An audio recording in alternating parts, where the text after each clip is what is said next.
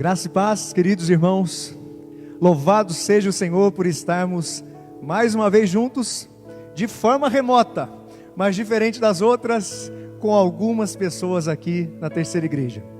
Estamos hoje dando início, dando o primeiro passo para o retorno das atividades presenciais na nossa igreja tão amada, tão querida. E é um privilégio ter, não cobaias aqui, ter participantes ativos, com o coração agradecido a Deus por tantos benefícios que Ele tem nos concedido. Você em sua casa, chame sua família, chame aqueles que estão à sua volta, reúna-se para agradecer, para louvar a Deus, porque nós já estamos fazendo isso aqui. Ao final, nós vamos virar o pedestal aqui, só para quem está em casa ter noção de como estamos aqui na Terceira Igreja. Quero convidar a todos para que nesse momento, você em sua casa e aqueles que estão presentes, possa se colocar de pé e assim orarmos agradecendo a Deus por esse momento tão especial. Na realidade, antes de orarmos, nós faremos a leitura de um texto. Se coloque em pé então, por favor, e desde já você em sua casa, abra sua Bíblia no Salmo de número 93. Salmo de número 93. Você que está com o celular, eu vou te incentivar, compartilhe todo mundo que você puder esse momento aqui. Está com o celular, manda aí, manda a flechinha, compartilhe, coloca o nome da turma. Hoje está permitido usar celular na igreja, aleluia. Se você vai usar sua Bíblia no celular, não perca tempo com isso. Leia o que o texto tem a nos dizer. Salmo de número 93. Nós providenciaremos aqueles irmãos que estão sem Bíblia, Bíblias, se assim desejarem. Nós só não fizemos isso hoje, porque tentamos aqui nesse caso, como um primeiro passo a esse retorno, evitar que coisas que ficam na igreja sejam tomadas com contato pelos irmãos. Então nós vamos evitar isso nesse momento. O texto diz assim, Salmo de número 93: o poder e a majestade de Deus. Reina o Senhor, revestiu-se de majestade, de poder se revestiu o Senhor e se cingiu, firmou o mundo que não vacila. Desde a antiguidade está firme o teu trono, tu és desde a eternidade. Levantam os rios, ó Senhor, levantam os rios o seu bramido, levantam os rios o seu fragor. Mas o Senhor, nas alturas, é mais poderoso do que o bramido das grandes águas, do que os poderosos vagalhões do mar. Fidelíssimos são os teus testemunhos, à tua casa convém a santidade, Senhor, para todo sempre. Convido a todos que releiam comigo o primeiro versículo. Vamos juntos? Reina o Senhor, revestiu-se de majestade, de poder se revestiu o Senhor e se cingiu. Louvado seja Deus pela leitura da sua palavra. Podemos assentar, queridos? Podemos dizer que o Senhor reina, que o Senhor reina para todo sempre, que o Senhor é o Deus soberano, o Deus que rege o universo. Eu convido a todos para que respeitosamente abramos assim os nossos corações, reverentemente nos dobremos diante de Deus e agradeçamos por tudo que Ele tem feito por nós. Ele é um rei, Ele está acima de tudo, Ele é majestoso. O texto diz, de poder e de majestade, de poder se revestiu o Senhor e se cingiu. Ele é inigualável, irmãos. E a gente ainda assim pode ter esperança de que Ele escuta as nossas orações. O texto ainda fala dos rios, das muitas águas, o bramido das muitas águas. Todas as vezes que, especialmente nos Salmos, há uma relação em relação à força das águas, é um comparativo em relação às tribulações, às provações dessa vida. E ainda que venham as muitas águas, levantam os rios, levantam os rios, levantam os rios. 3 vezes é dito isso no terceiro versículo. O texto também enfatiza, o Senhor nas alturas é mais poderoso que o bramido das muitas águas. Louvado seja Deus por isso. Vamos orar? Te louvamos, Santíssimo Deus, Eterno Pai. Tu és desde o princípio. Tu és aquele que está entronizado num alto e sublime trono. Tu és aquele que se move em nós e através de nós. Tu és aquele que escuta as nossas orações. E ainda que não sintamos muitas vezes tantas coisas acontecendo como o agir do Senhor em nossas vidas, o Senhor continua a fazer, o Senhor continua a ser o mesmo. Sua voz governa o universo, suas mãos nos sustentam. E temos uma certeza também, ó Deus, o Senhor é aquele que move céus e terra, para que de alguma maneira cumpramos o teu querer. nós te louvamos, nós te agradecemos, e diante de ti colocamos esse tempo em especial, como rendição e agradecimento ao Senhor. Louvado seja o seu nome, ó Deus. Tu és o Rei poderoso, Tu és o Rei que rege esse universo. Louvado seja o seu nome, em nome de Jesus. Amém. Pastor David, você que está em casa, talvez já tenha passado a mensagem para o seu televisor, acompanhe isso aqui, estamos num teste hoje. Você está bem, pastor? Graças a Deus. Boa noite, meus irmãos. Convido você a abrir comigo a sua Bíblia no Salmo 32. Vou ler todo o Salmo, se você puder acompanhar comigo a leitura do Salmo.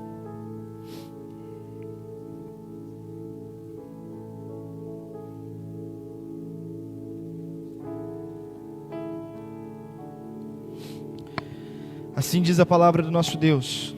De Davi, salmo didático. Bem-aventurado aquele cuja iniquidade é perdoada, cujo pecado é coberto. Bem-aventurado o homem a quem o Senhor não atribui iniquidade e em cujo espírito não há dolo. Enquanto calei os meus pecados, envelheceram os meus ossos pelos meus constantes gemidos todo o dia, porque a tua mão pesava dia e noite sobre mim, e o meu vigor se tornou em sequidão de estio. Confessei-te o meu pecado e a minha iniquidade não mais ocultei. Disse: confessarei ao Senhor as minhas transgressões, e tu perdoastes a iniquidade do meu pecado. Sendo assim, todo homem piedoso te fará súplicas em tempo de poder encontrar-te. Com efeito, quando transbordarem muitas águas, não o atingirão. Tu és o meu esconderijo. Tu me preservas da tribulação e me cercas de alegres cantos de livramentos.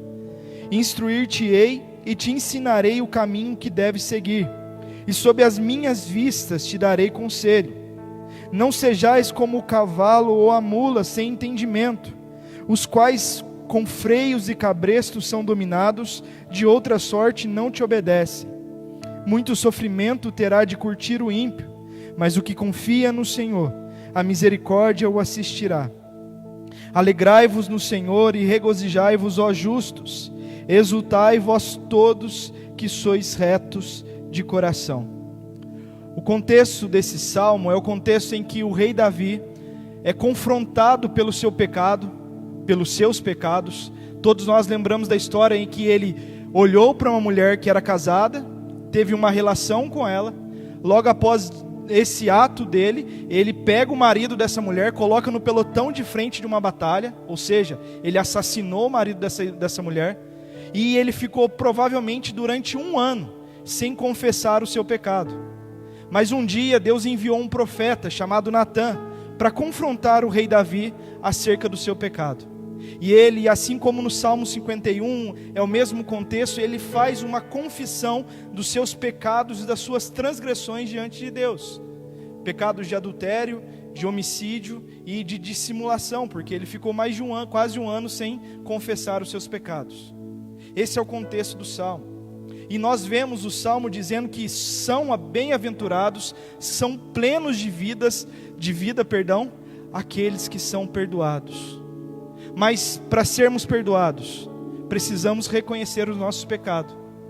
É fato que, assim como o salmista Davi, assim como o rei Davi, muitas vezes nós calamos os nossos pecados, e nós sofremos por causa dele. Sofremos nos nossos relacionamentos, com os nossos familiares, amigos, e no nosso trabalho, em todos os lugares. Mas todo culto, todo momento, nós temos esse momento, em que nós rasgamos os nossos corações. Nós não podemos continuar a adorar o Senhor sem confessar os nossos pecados e as nossas transgressões.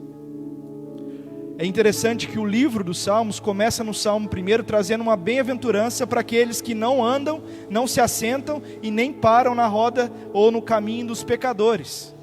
Mas aqui há uma bem-aventurança para aqueles que reconhecem o seu pecado, que reconhecem que são falhos, mas recebem um perdão a partir do momento que escancara diante de Deus as suas falhas. É por isso que nós estamos aqui hoje. A igreja é o hospital de Deus para nós. Ninguém merecia estar aqui, mas Deus, pela sua infinita graça e misericórdia, nos chamou para esse tempo. E o Salmo termina dizendo: alegrai-vos no Senhor e regozijai-vos, ó justos, exultai vós todos os que sois retos de coração. Só existe uma possibilidade de sermos contados entre essas pessoas que são justas e retas de coração, por causa da vida, morte, ressurreição de Jesus Cristo na cruz do Calvário, lavando os nossos pecados, limpando o nosso coração, justificando a mim e a você, e fazendo o nosso coração cada vez mais reto diante de Deus. Por isso nós podemos nos alegrar, porque se Deus está aqui, se nós o servimos, Ele vai ouvir a sua oração, e se você confessa diante dEle, você vai ser lavado e remido pelo sangue de Cristo.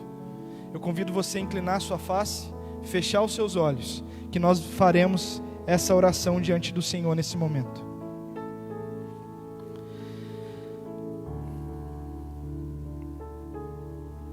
Sim, Deus, ao mesmo tempo que é prazeroso demais estar diante do Senhor, é também confrontador estar diante do Deus Criador dos céus e da terra, o Deus que a palavra deixa bem clara para nós, as Sagradas Escrituras, que Ele é extremamente santo. Portanto, nós não podemos permanecer na Tua presença de qualquer jeito. É verdade que muitas pessoas dizem que o Senhor nos ama do jeito que nós somos, mas pela revelação da Tua palavra, o Senhor nos ama tanto, que ao aproximarmos do Senhor, o Senhor não nos deixa como nós somos de fato, miseráveis pecadores. Nós erramos no nosso falar, nós erramos no nosso pensar, nós erramos em todos os aspectos da vida humana, na relação com o Senhor, na relação com a natureza, na relação com o nosso próximo. Nós falhamos. Tua palavra diz que o bem que nós queremos fazer, nós não fazemos, mas o mal que a gente não quer, os nossos pés correm por fazê-lo. Portanto, nós rasgamos o nosso coração diante do Senhor nessa noite. Assim como o salmista, reconhecemos o nosso pecado, a nossa conduta falha, a nossa transgressão diante do Senhor. E assim como o rei Davi, que encontrou no Senhor o perdão dos seus pecados, nós queremos nessa noite olhar para o Teu Filho naquela cruz e encontrar o perdão dos nossos pecados. Nós não merecíamos, porém o Senhor, de forma maravilhosa e graciosa, se entregou naquela cruz em nosso favor, lavou o nosso coração, purificou as nossas mãos, para que assim possamos estar diante do Senhor, não sendo melhores do que ninguém, e nem piores do que ninguém. Mas agora, quando o Senhor olha para nós, o Senhor vê o sacrifício do Teu Filho naquela cruz, em nosso favor, e nos lava e nos redime de todo o nosso pecado. Por isso nós clamamos: tem misericórdia de nós, Senhor. Precisamos do Senhor, hoje e para todo sempre. Amém. Amém. Abramos nossas Bíblias no primeiro livro de Reis. Primeiro livro de Reis, no seu capítulo 17. Leremos apenas o primeiro versículo. Primeiro Reis, no seu capítulo 17, em seu primeiro versículo. Falaremos mais a respeito desse texto posteriormente. Assim está escrito na palavra do Senhor. Primeiro livro dos Reis, no seu capítulo 17, no seu primeiro versículo. Todos abriram? Se você estiver em casa, preste atenção no que está escrito nesse texto. Então Elias, o tesbita, dos moradores de Gileade, disse a Acabe, naquela situação e ocasião, era rei sobre Israel: tão certo como vive o Senhor, Deus de Israel, perante cuja face estou, nem orvalho, nem chuva haverá nestes anos, segundo a minha palavra.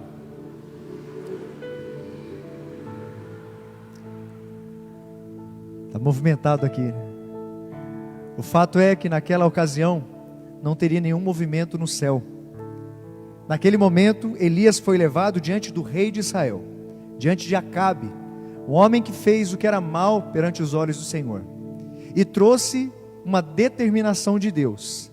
A partir daquele momento, nem orvalho, nem chuva cairiam sobre a terra.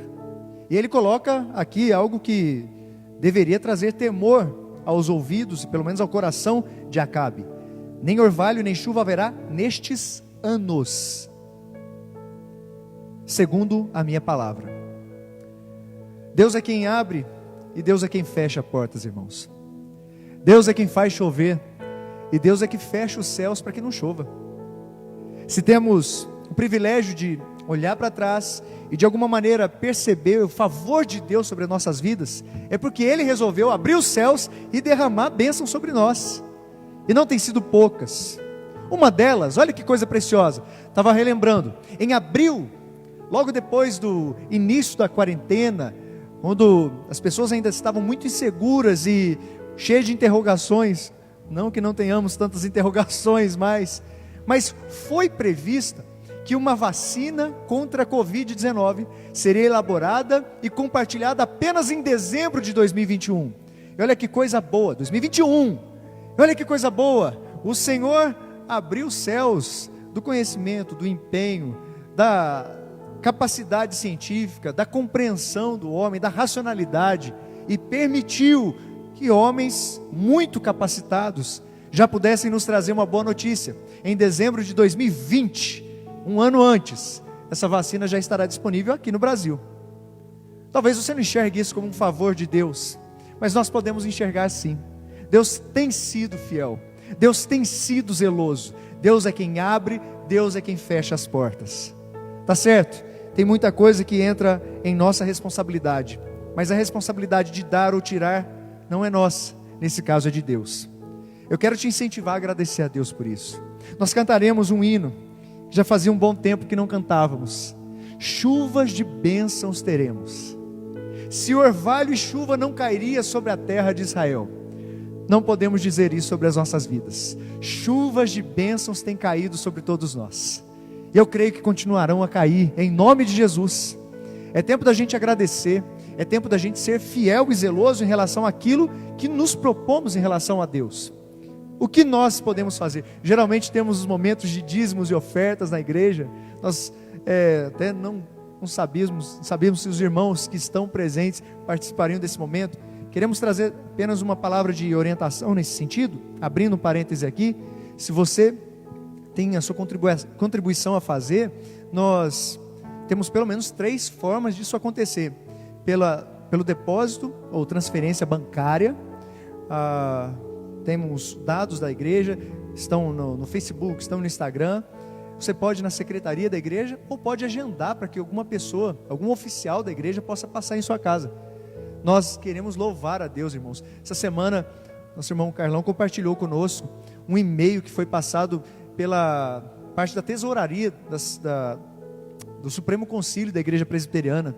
E durante todos esses meses de pandemia, nós podemos louvar a Deus, nós honramos os nossos compromissos. Deus é fiel.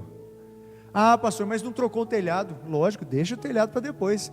Vamos tocar a vida daqueles que precisam de alguma maneira serem abençoados. E não falhamos nisso, irmãos. Louvado seja Deus. Na realidade, isso é parte da igreja, parte da liderança da igreja, mas é parte do corpo de Cristo também. Quero te convidar a cantar esse hino. Chuvas de bênçãos teremos. Aqueles que puderem, vamos colocar de pé. Cantemos, porque o Deus que fecha os céus para que orvalho e chuva não desçam, é o Deus que abre os céus para que chuvas de bênçãos venham sobre nós. Cantemos, queridos.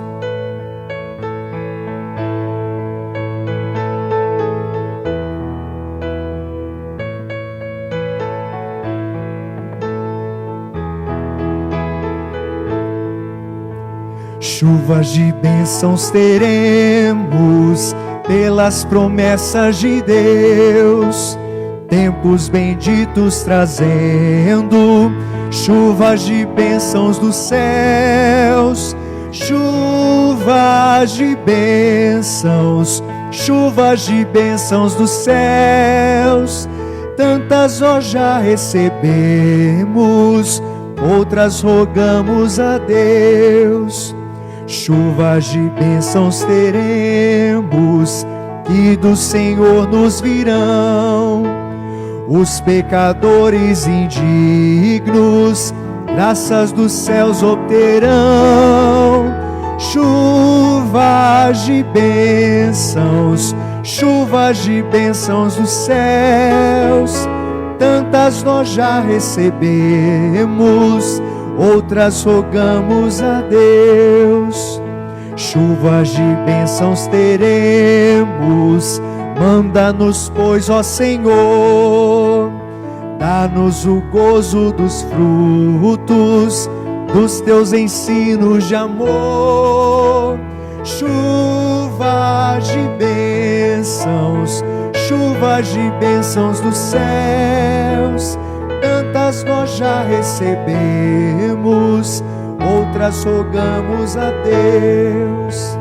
Chuvas de bênçãos teremos, chuvas mandadas dos céus. Bênçãos a todos os crentes, bênçãos do nosso bom Deus. Cante! Chuvas de bênçãos, chuvas de bênçãos dos céus. Tantas nós já recebemos, outras rogamos a Deus. Amém. Louvado seja o nosso Senhor. Eu queria pedir ao pastor Onésimo para que venha fazer uma oração ao nosso Deus, nesse momento agradecendo as muitas bênçãos do Senhor, mas também rogando o favor dele sobre aqueles que estão passando por necessidades, seja na área da saúde, seja na área financeira, seja na área emocional. Orar para que essas bênçãos sem medida do céu venham sobre o povo dele, que essas bênçãos sem medida venham também sobre aqueles que ainda não conhecem a salvação e podem ser alcançados em nome de Jesus. Paz, pastor, tudo bem? Bom vê-lo. Vamos orar, queridos. Pai, o Senhor conhece tudo que vai dentro do nosso coração. Nesse momento nós te louvamos, nós te adoramos, mesmo porque se algumas bênçãos nos faltassem, mesmo assim o Senhor é digno de todo louvor, de toda honra, de toda adoração. Mas não é isso que tem acontecido. O Senhor tem nos abençoado mais do que merecemos e mais até que precisamos.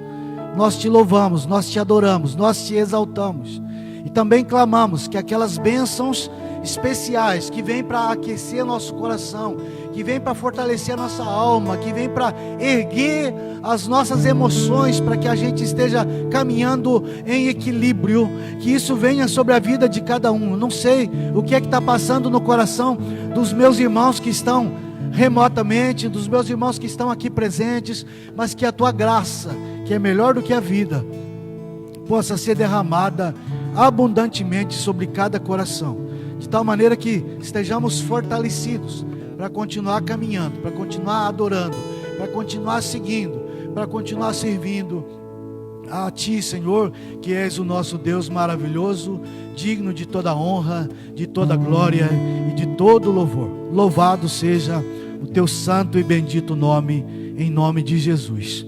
Amém.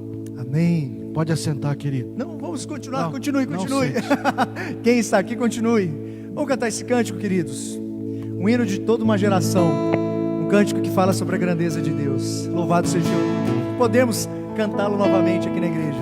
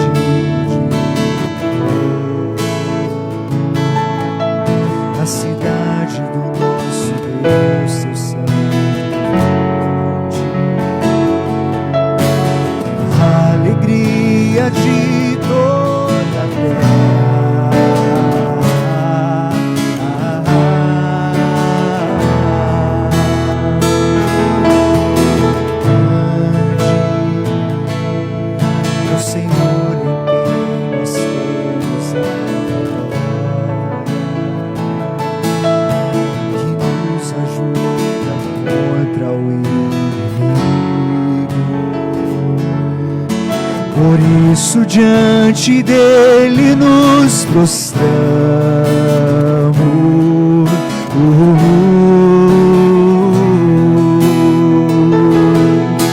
Queremos o teu nome engrandecer e agradecer-te por tua obra em nossas vidas. Confiamos em teu infinito amor, pois só tu és o Deus eterno sobre toda a terra e céu.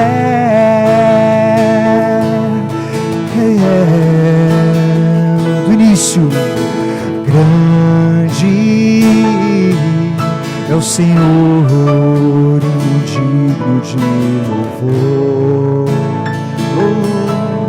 na cidade do nosso Deus, seu santo monte. Ele é a alegria de toda a terra, a alegria da terra, toda a terra. Grande é o Senhor em quem nós temos a vitória. Você é consciente disso? Ele que nos ajuda, sempre vai ajudar. Oh, aleluia, Deus! Por isso diante dele nos prostramos.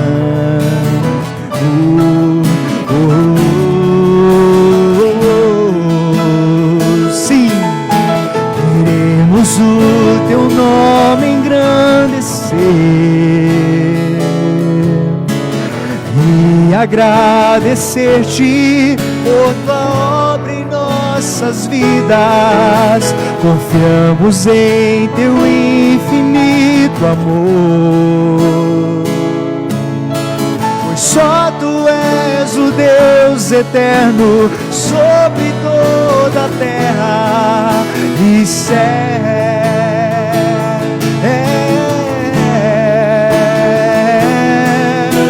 Queremos o teu nome engrandecer e agradecer-te por tua obra em nossas vidas. Confiamos em teu infinito amor.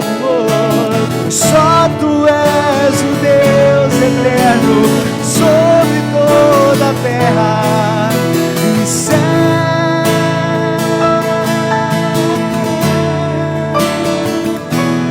E céu.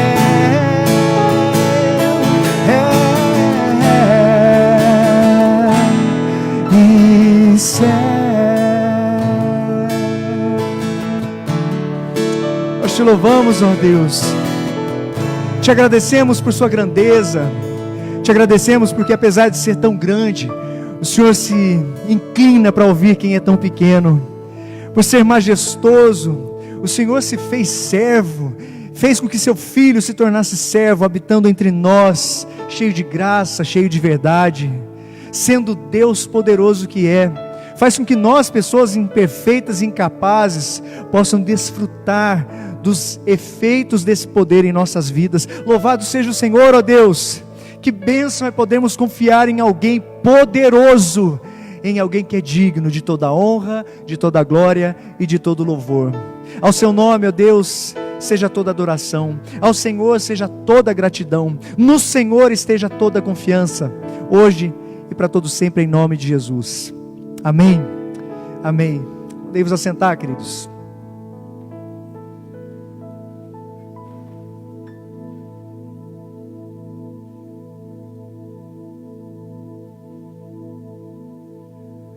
Quem está em casa, talvez ficou sentado, né?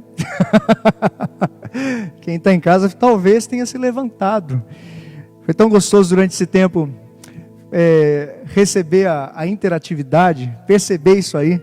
Algumas pessoas mandavam fotos da sala de casa, transformada num púlpito, ou pelo menos num auditório de igreja, Crianças que pegavam seus instrumentos musicais de brinquedo e transformavam em instrumentos de louvor a Deus, no momento das músicas, seja uma ou duas músicas, momentos preciosos. Irmãos, esse tempo nos mostrou, as quatro paredes não nos transformam em igreja. As quatro paredes não resumem a nossa vida com Deus. Louvado seja o Senhor por isso.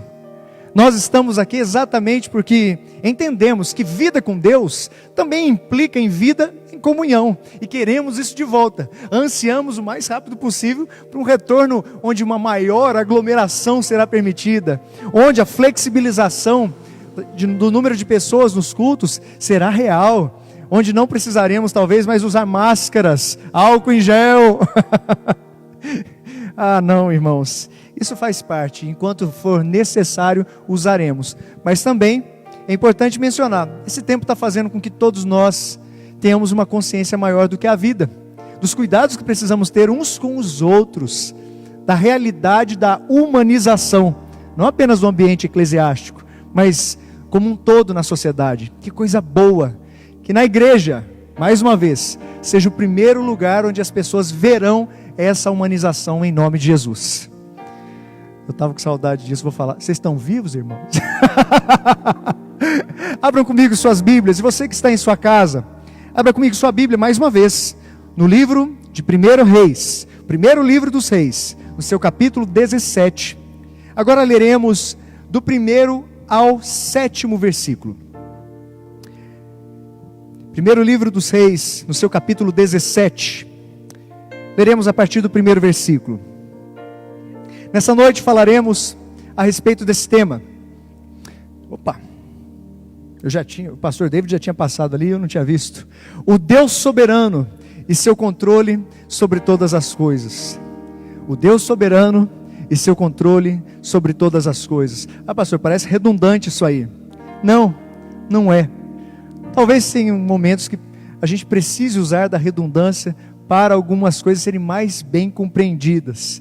Mas eu espero que durante essa exposição do texto, você possa de alguma maneira ser edificado por essa palavra, em nome de Jesus. Não feche sua Bíblia, deixe aberto o primeiro livro dos Reis, seu capítulo 17. Acompanhe a leitura. Assim está escrito na palavra de Deus. Então, Elias, o tesbita, dos moradores de Gileade, disse a Acabe: tão certo como vive o Senhor, Deus de Israel, perante cuja face estou, nem orvalho nem chuva haverá nestes anos, segundo a minha palavra. Veio-lhe a palavra do Senhor dizendo: retira-te daqui e vai para o lado oriental, e esconde-te junto à torrente de Querite, fronteira ao Jordão. Beberás da torrente. E ordenei aos corvos que ali mesmo te sustentem. Foi, pois, e fez segundo a palavra do Senhor. Retirou-se e habitou junto à torrente de Querite, fronteira ao Jordão. Os corvos lhe traziam pela manhã pão e carne, como também pão e carne ao anoitecer, e bebia da torrente. Mas, passados dias, a torrente secou, porque não chovia sobre a terra. Convido você a orar mais uma vez, em nome de Jesus. Precisamos de Ti, Santíssimo Deus e Eterno Pai. Tu és aquele que conhece nossas ações e nossas intenções. Tu és o soberano Deus. Reconhecemos Sua soberania, Seu senhorio, Sua grandeza, como acabamos de cantar. Suplicamos mais uma vez, favoreça-nos através da Tua palavra. Fale conosco, que Tua palavra realmente venha cair em terreno fértil em nossos corações. Ó Deus, confronte-nos. Ó Deus, console-nos. Ó Deus, direcione-nos segundo o Teu querer. Essa é a nossa oração, em nome de Jesus. Amém. Louvado seja Deus, porque quando a gente olha para a Sua palavra, na realidade a gente tem uma segurança. Deus sabe exatamente como estamos e para onde vamos. Nesse contexto aqui, irmãos, Elias, o tesbita, entra em cena, parece que de repente também some rapidamente, vai aparecer apenas 3 anos e meio aproximadamente depois, no momento em que acontece aquele desafio com o sacerdote de Baal. O texto aqui, de uma forma muito clara, aponta aquilo que estava acontecendo. Elias, um homem que tinha um nome, cujo significado era essencialmente bom. O nome Elias significa: o Senhor, Jeová, é meu Deus. O Senhor é meu Deus. Eu acredito que isso traduzia de uma maneira muito clara em quem Elias cria, a quem ele pertencia e quem ele representava. Olha que coisa maravilhosa. O Senhor é meu Deus. Uma designação bem apropriada a um homem que chamou o povo de volta à adoração a Jeová, ao Deus poderoso. Se você olha para o capítulo 18, aí mesmo do livro de 1 Reis, você vai perceber que esse chamado, essa convocação de volta à adoração a Deus, é feita no versículo 21, é feita no versículo 39. O que estava acontecendo? Acabe, um rei perverso, tinha permitido que sua esposa, chamada Jezabel, personagem histórico na nação de Israel, ele permitiu que sua esposa trouxesse a adoração ao deus fenício, Baal, às terras de Israel. De certa maneira, se você percebe, vira a página da sua Bíblia, no capítulo anterior, capítulo 16 de 1 Reis, você vai ver nos versículos 31, 32 e 33, isso acontecendo. Jezabel traz a adoração ao deus fenício, ao deus falso, chamado Baal, para a nação de Israel. E a rainha, ela se mostrou decidida a extirpar a adoração a Jeová, ao Deus de Israel, ao Deus criador de todas as coisas. Ela colocou como uma meta no seu coração, acabar, extinguir qualquer tipo de adoração ao Deus que tinha se mostrado de inúmeras maneiras a esse povo. Capítulo 18, no seu 4º versículo, leia isso aí. Quem era Baal? Baal era considerado um deus da fertilidade. Como eu falei, era um deus fenício. Acreditavam que Baal era o deus da tempestade. Era o Deus que permitia que chuvas descessem do céu, regassem a terra e trouxessem sucesso às plantações que eram feitas. Acreditavam que Baal era uma figura masculina, que juntamente com outra figura divina, chamada Astarote, uma figura divina, em sua relação de amor, faziam com que a terra pudesse ser abençoada. Ou seja, apenas no momento que Baal e Astarote, na mentalidade dos adoradores de Baal, apenas no momento que Baal e Astarote estavam bem um com o outro, é que a terra poderia ser abençoada. Por isso, algumas coisas, irmãos, indescritivelmente imorais aconteciam nos templos de adoração a Baal. Momentos de orgias eram proporcionados, prostitutas cultuais eram usadas por homens de toda a região. Essas mulheres ficavam dentro de um templo, esses homens entravam lá e ali faziam todo tipo de imoralidade, para que de alguma maneira Baal e Astarote fossem despertados, fossem estimulados a fazer algo. Uma pouca vergonha, traduzindo. Na realidade, algo vergonhoso estava entrando na nação de um Deus santo, um Deus puro, um Deus que zela pelos seus.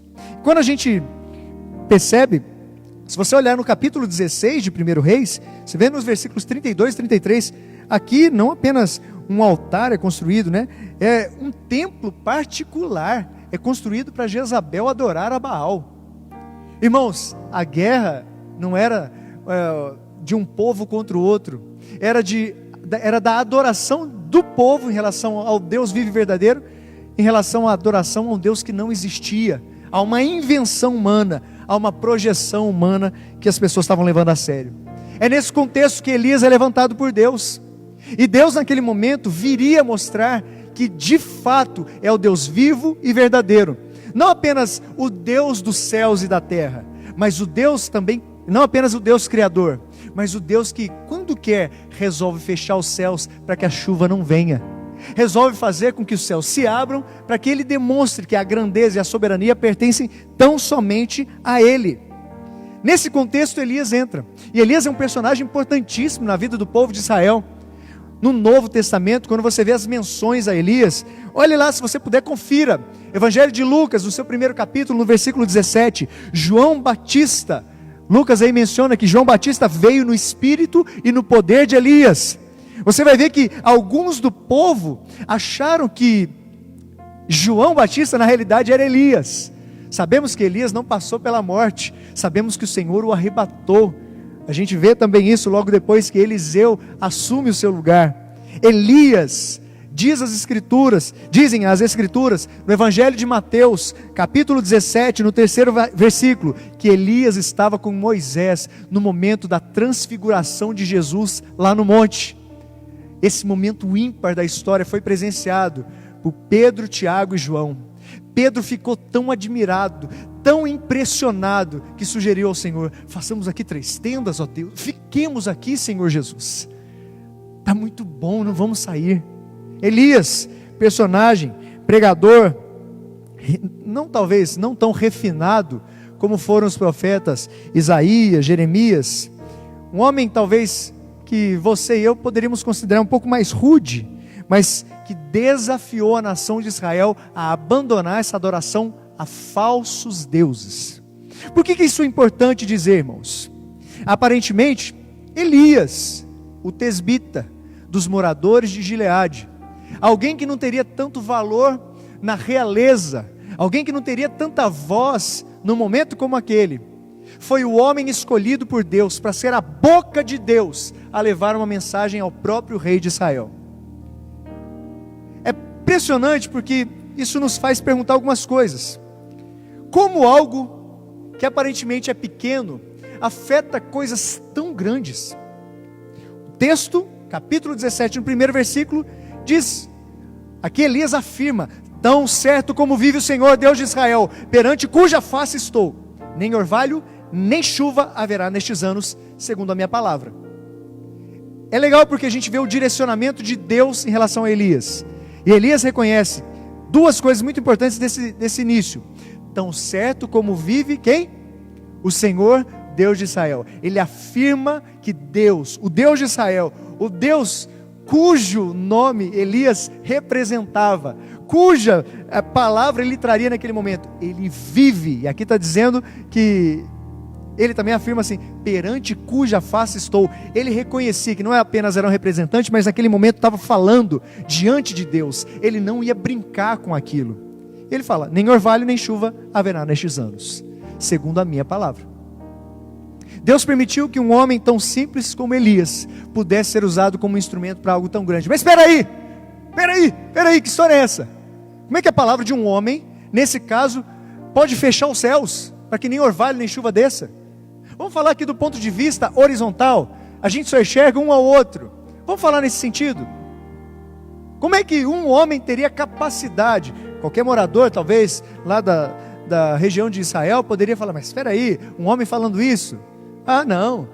Aqueles que já flertavam com a ideia de adorar a Baal, ou aqueles que já ofereciam sua adoração aos deuses falsos dos fenícios, aqueles questionavam: deixa ele falar o que quiser, Baal nos dará chuva, façamos aqui nossas oferendas a Baal, ele nos dará o que precisamos. A gente não precisa de Jeová, a gente não precisa do Deus de Israel. Amados irmãos, parece algo pequeno, mas a pergunta que eu faço a cada um de nós é: como algo tão pequeno afeta algo tão grande?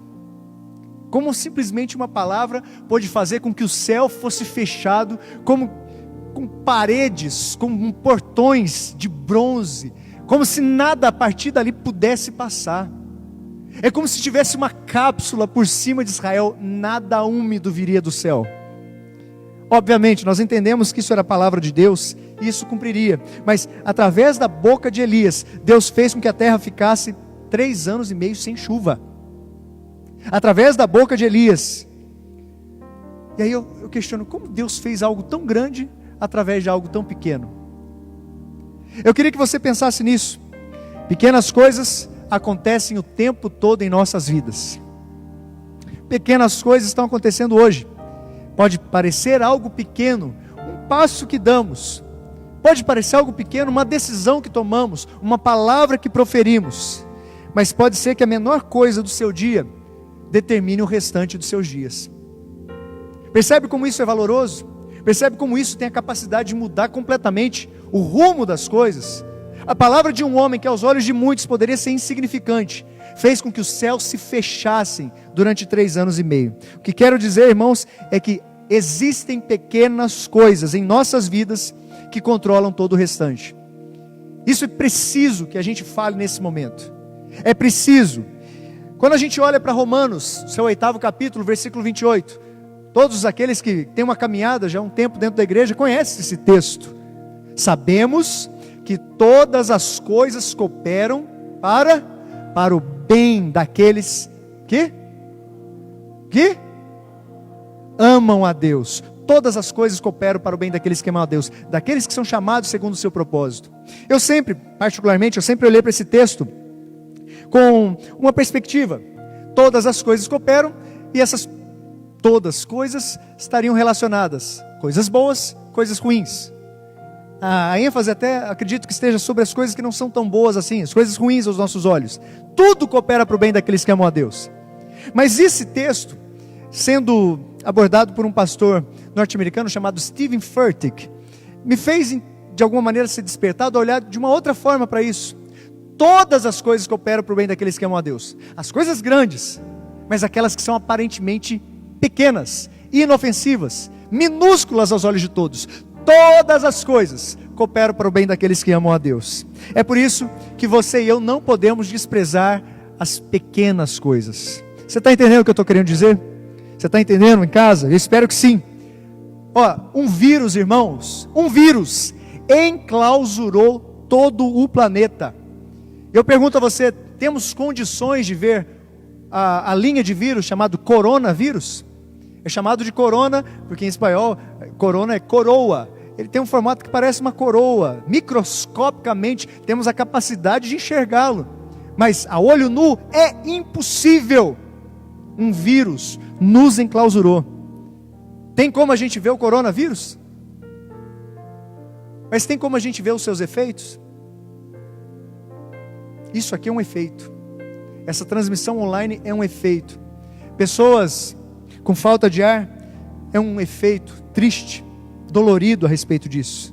A pergunta que eu faço mais uma vez é: como algo tão pequeno controla algo tão grande? Está dando para você entender o que eu quero dizer? Eu queria que nesse caso então, com essa lente, você pudesse olhar para esse texto. Como coisas pequenas influenciam coisas grandes. E vamos falar sério? Um pequeno pensamento, irmãos, pode amargurar completamente o coração. Uma palavrinha pequenininha, dita num momento inadequado, pode acabar muitas vezes com o dia de alguém. Ao mesmo tempo, uma boa mensagem, um oi, um bom dia, um obrigado, um por favor, um não há de quê, um eu te amo, muda a realidade, muda o ambiente. Louvado seja Deus por isso. Você já disse eu te amo para alguém hoje? Você, pelo menos que é filho, lembrou de dizer: Senhor, obrigado pelo pai. Eu não tive pai. Pelo menos agradeceu a paternidade que Deus te concedeu. Sendo todos nós bastardos, Ele nos adotou através da obra de Jesus. Aleluia! Louvado seja Deus por isso. Que coisa boa! Irmãos, a gente olha para o texto, e aqui não tem como a gente não pensar em algumas coisas. Eu queria que você, de alguma maneira, tentasse imaginar essa situação. Isso é para fazer com que a nossa cabeça exploda de como Deus pode nos sustentar. Olha o que Deus está falando aqui, ó.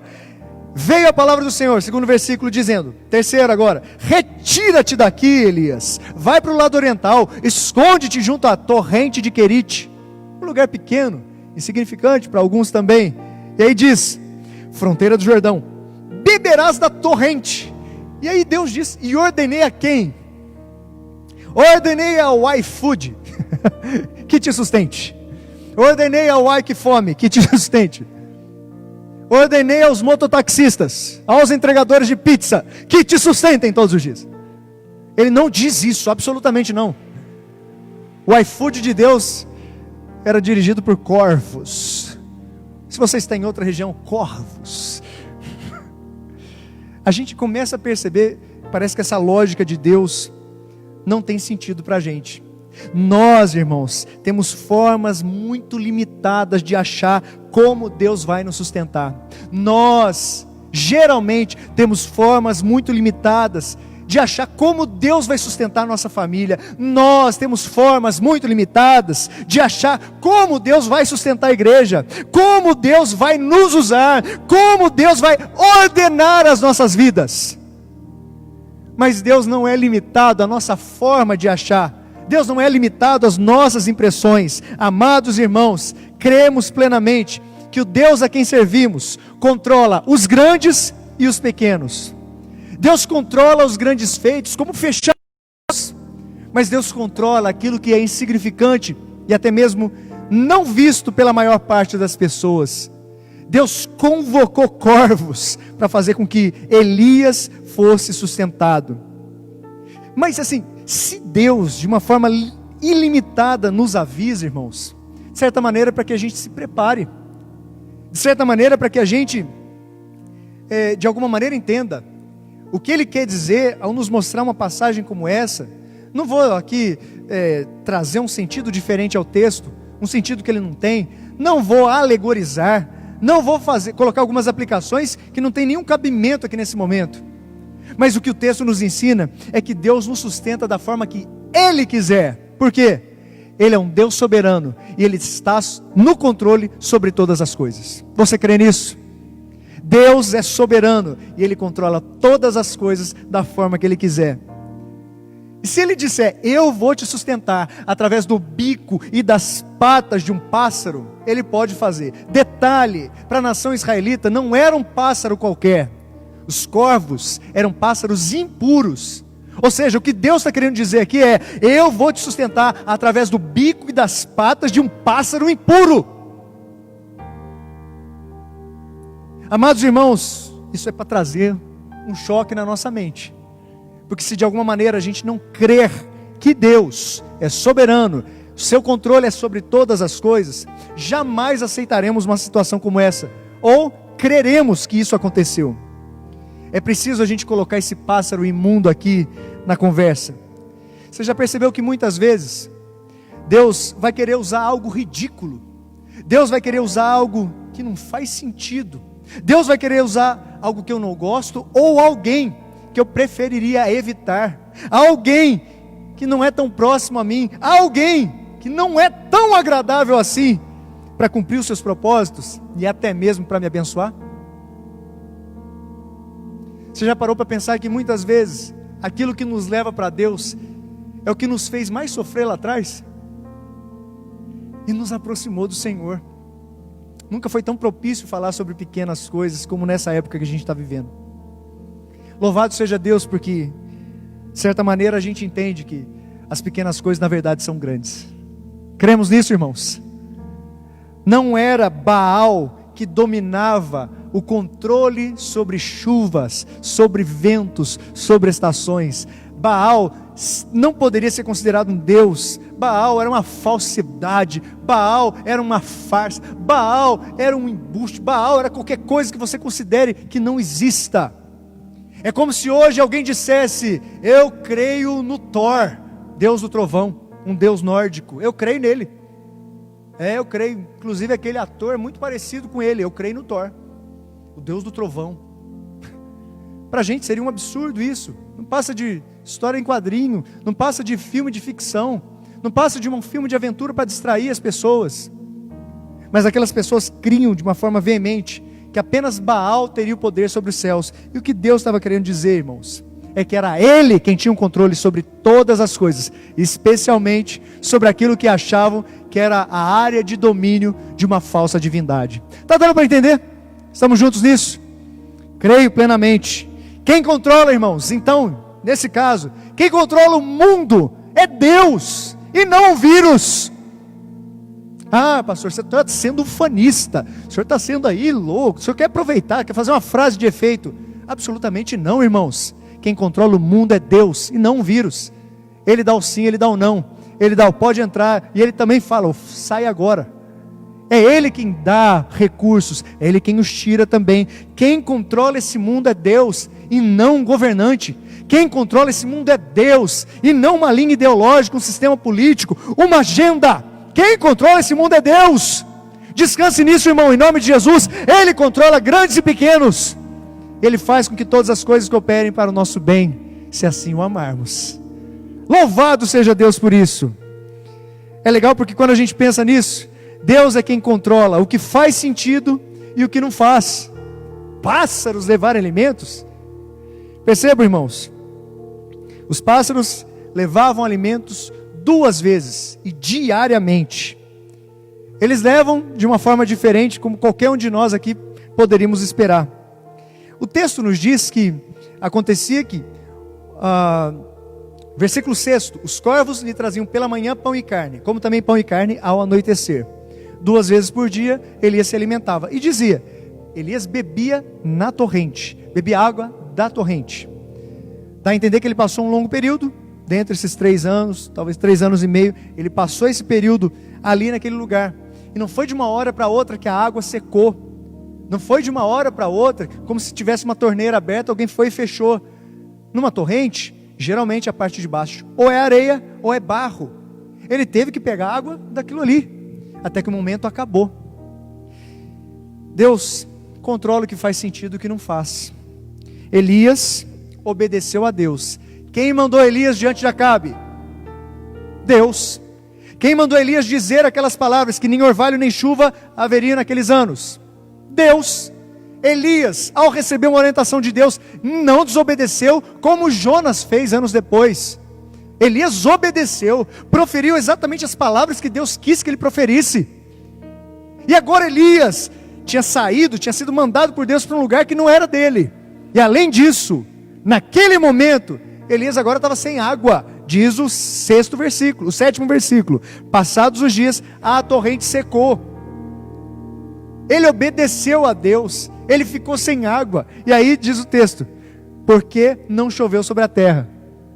Então o que ele profetizou se cumpriu. E ele se tornou, entre aspas, vítima da sua própria profecia.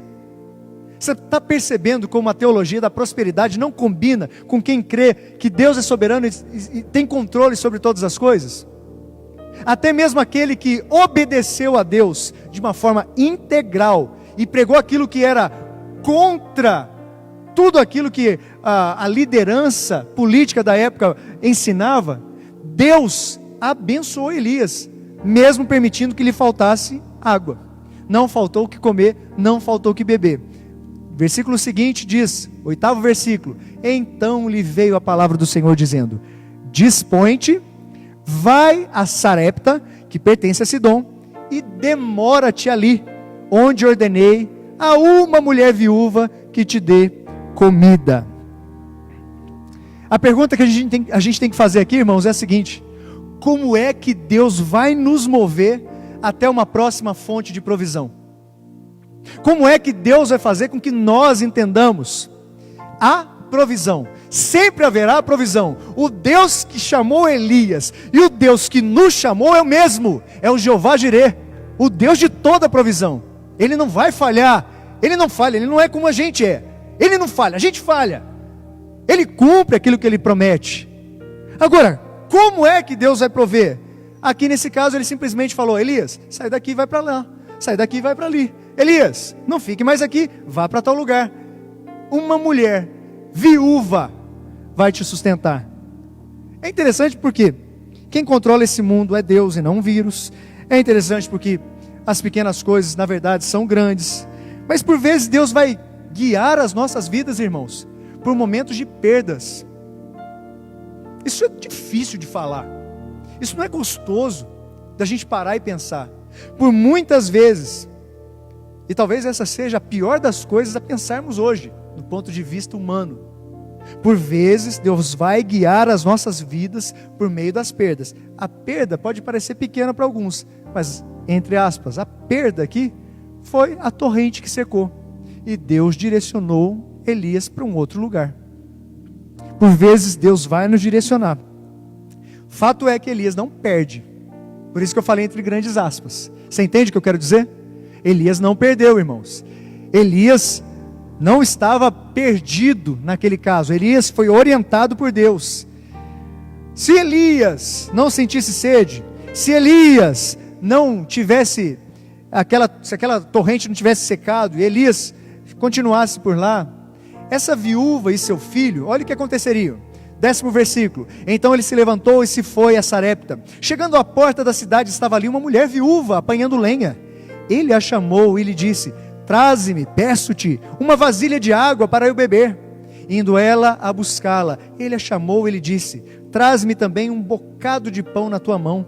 Porém ela respondeu: tão certo como vive o Senhor, teu Deus, nada tenho cozido. Há somente um punhado de farinha numa panela e um pouco de azeite numa botija. E vês aqui, apanhei 2 cavacos e vou preparar esse resto de comida para mim e para meu filho. Comê-lo-emos e morreremos. Elias lhe disse: não temas, vai e faze o que disseste, mas primeiro faze dele para mim um bolo pequeno e traz-me aqui fora. Depois fará para ti mesma e para teu filho, porque assim diz o Senhor. E aqui ele enfatiza: quem? Assim diz o Senhor, quem? Deus de Israel. O Deus de Israel jamais foi Baal. Deus de Israel, o Senhor. A farinha da tua panela não se acabará, e o azeite da tua botija não faltará, até o dia em que o Senhor fizer chover sobre a terra. Foi ela e fez segundo a palavra de Elias. Assim comeram ele, ela e a sua casa muitos dias. Da panela a farinha não se acabou, da botija o azeite não faltou, segundo a palavra do Senhor por intermédio de Elias. Se Elias não estivesse naquele lugar onde a torrente se secou, ele jamais iria a Sarepta para se encontrar com essa viúva. A viúva e o filho morreriam de fome, mas Deus levou o seu profeta àquele lugar. Aquela mulher foi sustentada. Se Elias não cumprisse a ordem de Deus de ir diante de Acabe, nem tampouco depois fogo desceria do céu e consumiria aquele altar diante dos profetas de Baal, nem tampouco água desceria do céu debaixo da oração que Elias fez. Mais uma vez eu pergunto, irmãos, como algo tão grandioso está conectado com algo tão pequeno? Percebo, isso está em todas as páginas das Escrituras. E aqui parece que o pequeno é um gosto especial de Deus. Vai a Sarepta, pertence a Sidom. Sarepta não era uma região vultuosa, não era uma região bonita, não era uma região onde as pessoas buscavam ir. E aí ele se levantou, foi, chegou à porta da cidade, estava uma mulher viúva. Deus poderia ter dito para Elias: vai e procura o mais rico da cidade, ele vai te sustentar. Não, Deus direciona: você vai procurar uma viúva, uma mulher que já não tem seu marido. A referência numa sociedade patriarcal como aquela era o homem, era o marido ou era o pai. A viúva muitas vezes passava por necessidade e ela tinha um filho, e essa mulher estava passando por necessidades. E olha que Elias disse para aquela mulher: traze-me, peço-te. Depois de ficar sem água, depois de caminhar até lá, ele diz: uma vasilha de água. Ele não pede um galão de água, ele não pede uma talha de água, ele pede uma vasilha de água. Pequena coisa. Olha o que diz aqui em seguida: indo buscá-la, chamou e lhe disse: traz-me também um bocado de pão. Ele sequer pediu um pão inteiro, ele pediu um pedaço de pão. E aqui ele diz: na tua mão, tão certo como vive o Senhor. Ela diz, respondendo, né, no caso: nada tenho cozido. Então ela ainda precisaria preparar. E ela diz: só tem um punhado de farinha. Não era um saco de farinha, era um punhado. Só tenho o quê? Um punhado de farinha numa panela, um pouco de azeite na botija. Você percebe como Deus, nesse caso aqui, insiste nas coisas pequenas? Ele está no controle das coisas grandes, Ele está no controle das coisas pequenas. Parece que a ênfase aqui está no pequeno. Deus é soberano, Ele controla o que faz sentido e o que não faz. O que faz sentido, se tem pouca farinha e pouco azeite, vai acabar rapidinho. O que o texto diz é que em nenhum momento faltou nem azeite nem farinha para aquela mulher e seu filho. Amados irmãos, se José não fosse vendido como escravo, ele não se tornaria governador do Egito. Se Moisés não fosse colocado num cesto betumado dentro de um rio, de alguma maneira, como um sinal de desespero, mas ao mesmo tempo de fé de sua mãe, Moisés, 80 anos depois, não voltaria como o libertador do povo hebreu que estava sendo escravizado no Egito. Se Davi não tivesse ido para o campo pastorear ovelhas, ele não pegaria em pedras, ele não derrotaria um gigante, ele não seria coroado rei sobre Israel. As pequenas coisas, as mais insignificantes, elas precisam ser valorizadas em nome de Jesus. Você precisa olhar para a sua vida de alguma maneira.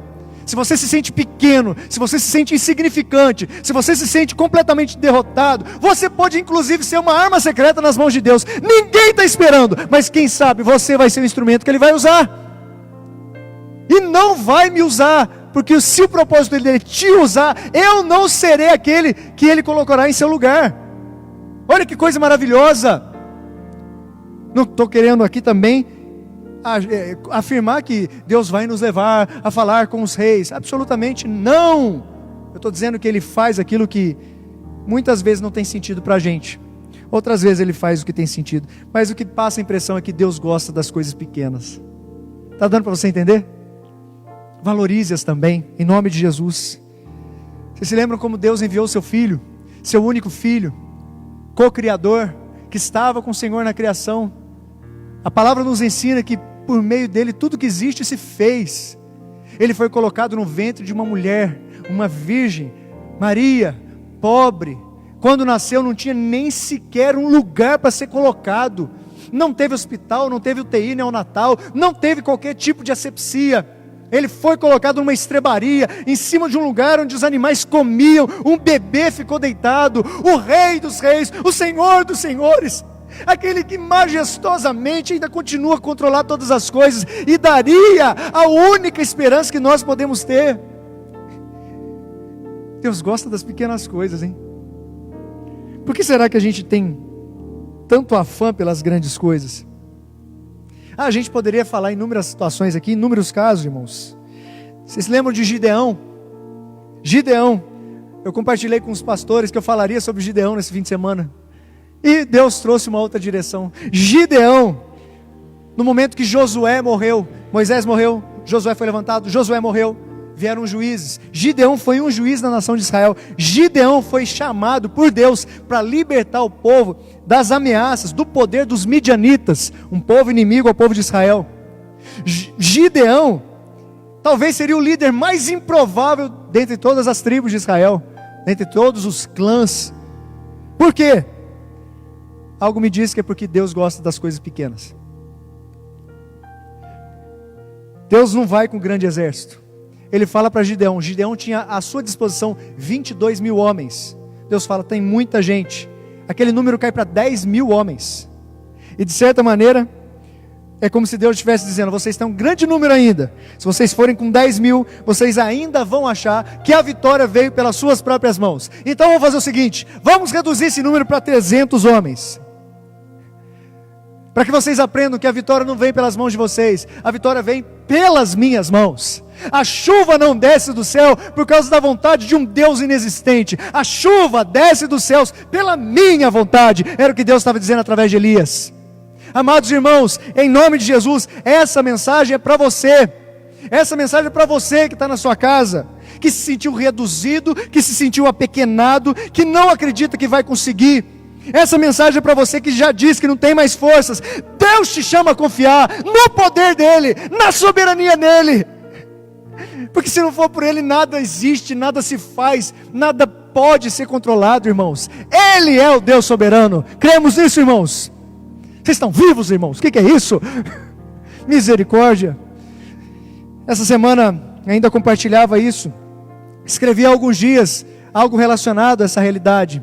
Deus, Ele controla, o Deus que controla todas as coisas, nos faz avançar o que nos faz recuar. Deus controla o que nos faz avançar e o que nos faz recuar. Deu para entender? Deus controla o que nos faz avançar e o que nos faz recuar. Isso é legal porque Deus nos chama a confiar, irmãos.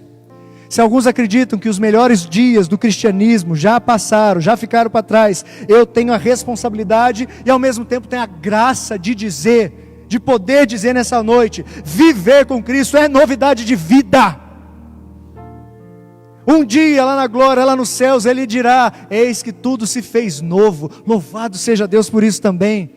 Viver com Cristo não é uma moda, não é um jogo. Viver com Cristo não é só uma ideia, não é uma filosofia. Viver com Cristo é cultuá-lo a todo instante, com ou sem paredes denominacionais, com um tempo online ou sem ele, com um ambiente preparado para isso, ou sem qualquer tipo de incentivo. Viver com Cristo é louvar em meio a tanta murmuração, é confiar a despeito de todo medo. Viver com Cristo é ser luz a brilhar no meio da escuridão. Cremos nisso, irmãos? Viver com Cristo é ter palavras nos lábios, sim. É ter ideias na mente, sim. É ter atitudes que sejam agradáveis aos olhos de Deus. Viver com Cristo é isso que Deus nos chama a fazer. Não temos Baal para nossas vidas. E se de qualquer maneira direcionamos a atenção dos nossos corações àquilo que está à nossa volta, não sendo Deus, se a nossa expectativa, se a nossa esperança for colocada em governantes, em protocolos, em injeções ou qualquer outra coisa, se a nossa esperança e a nossa confiança não estiver em Deus, amados irmãos, infelizmente, estamos levantando novos falsos deuses para serem adorados. Você entende o que eu quero dizer? Talvez o seu Deus seja o dinheiro, seja a estabilidade financeira. Talvez o seu Deus seja o seu filho. Talvez seu Deus seja o seu casamento. Talvez o seu Deus seja o seu trabalho. Para alguns, o seu Deus tem sido a imagem, a reputação diante das pessoas. Amados irmãos, numa hora de dúvidas, numa hora de temores, sem precedentes nessa nossa geração, isso já aconteceu talvez em outros lugares do mundo.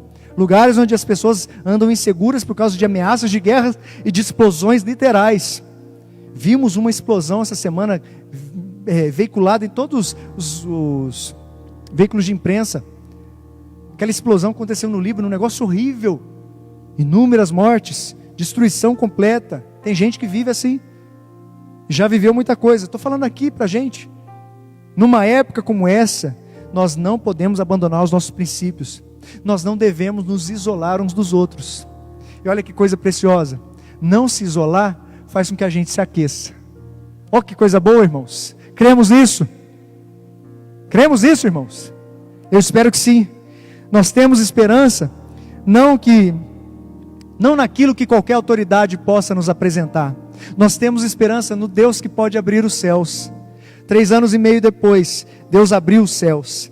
E é legal porque quando a gente olha para as nossas vidas, o Evangelho de Mateus, no seu capítulo 28, no versículo 20, o Senhor Jesus assegura-nos: e eis que estou convosco todos os dias, até a consumação do século. É por isso que nós afirmamos sem titubear, crer na existência de um Deus soberano, crer na existência de um Deus poderoso, crer na existência de um Deus bondoso, que se interessa por nós, que não negocia os princípios da sua adoração, longe, completamente longe de nos alienar da realidade, como muitos acreditam. Não nos aliena da realidade, pelo contrário, vai dar-nos a perspectiva necessária para reconhecer que a vida faz sentido, sim, e que nossas vidas têm um propósito: amar a Deus acima de todas as coisas e gozá-lo perpetuamente. Eu espero que Deus, em nome de Jesus, te ajude a olhar para esse texto e perceber o quanto podemos ser abençoados por ele. Vocês se lembram que Tiago fala a respeito disso? Capítulo 5 de Tiago, versículos 17 e 18, a Bíblia diz: Elias era homem semelhante a nós, sujeito aos mesmos sentimentos, e orou com instância para que não chovesse sobre a terra. E por 3 anos e 6 meses não choveu. E orou de novo, e o céu deu chuva, e a terra fez germinar os seus frutos. Leia lá, Tiago em seu 5º capítulo, versículos 17 e 18. O povo precisava passar por aquele choque, para que também se preparasse para o embate entre os profetas de Baal e o profeta Elias. Depois leia, no capítulo 18, Elias apresentando-se diante de Acabe.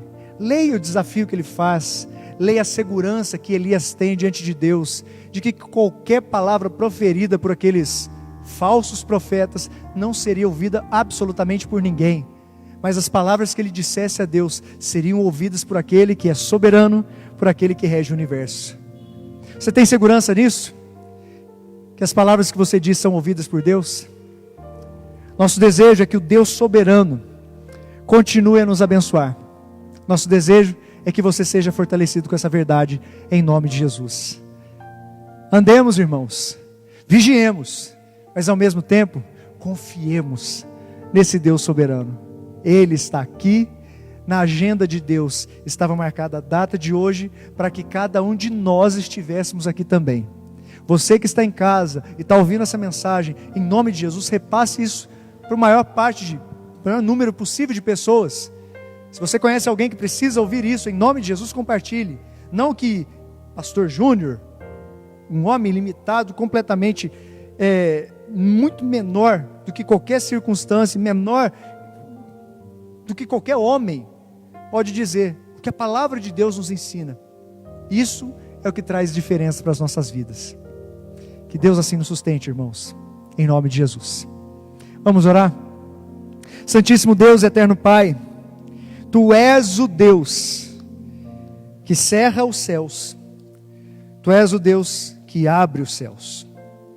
O Senhor é quem permite a seca, o Senhor é quem chama a chuva. Foi o Senhor quem permitiu que um vírus assolasse a nossa terra. E ao mesmo tempo é o Senhor quem também vai nos proteger e gerar recursos para que de alguma maneira continuemos a caminhar. No Senhor está a nossa confiança.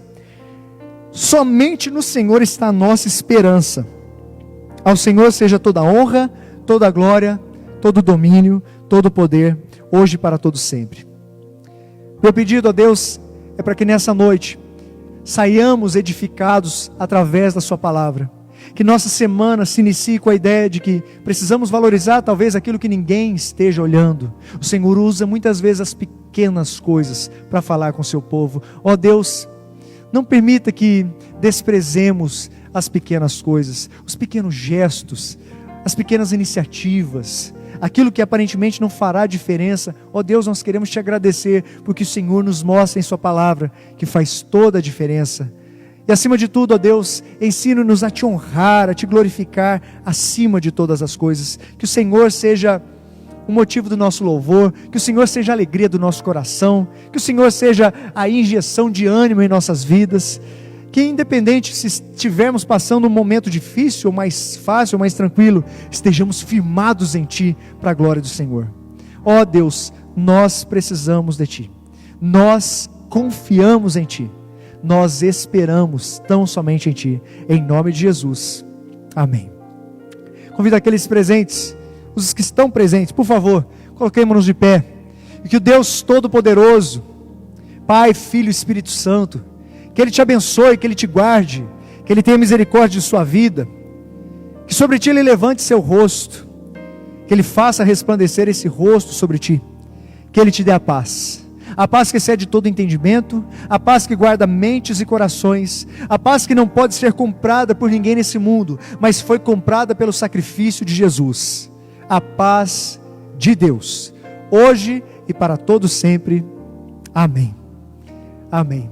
Podemos assentar, queridos, e você que está em sua casa, que Deus continue a te abençoar em nome de Jesus.